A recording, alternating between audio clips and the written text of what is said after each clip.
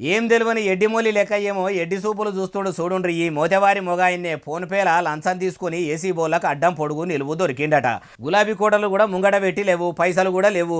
ఆన్లైన్ల ట్రాన్సాక్షన్లతో అట్టెట్ల దొరకబట్టుడు సాధ్యమైందో అన్ని ముచ్చట్లు ఈ లంచగొండిని పట్టుకున్న ఏసీబీ పెబ్బ విజయ్ కుమార్ సార్ చెప్తుండి నుండి. ఫోన్ పే చెయ్యండి అన్నారు, అది కూడా మన దగ్గర రికార్డింగ్ ఉంది.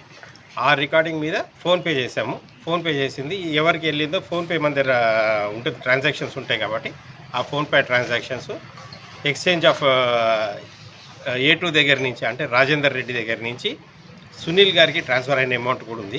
పాములు పట్టేటోడు పాము కాటికే బలైతాడు అన్నట్టు ఆన్లైన్ టెక్నాలజీని నమ్ముకున్న వాళ్ళు కూడా డిజిటల్ పేమెంట్ చేయించుకొని టెక్నాలజీకే బలైపోయినరు.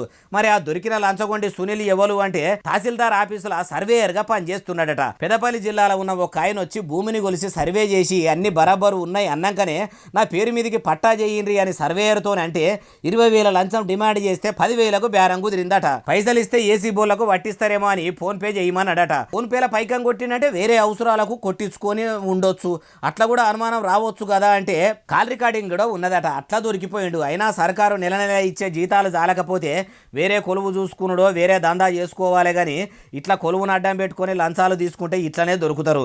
మిగతాన కూడా ఎవరన్నా లంచం డిమాండ్ చేస్తే ఇట్లనే ఏసీ బోలకు ఫోన్ కొట్టిరు, వెనక సిక్కి వాళ్ళే చూసుకుంటారు కథ అంతా అంటారు ఈ ముచ్చటిన్నోళ్ళు.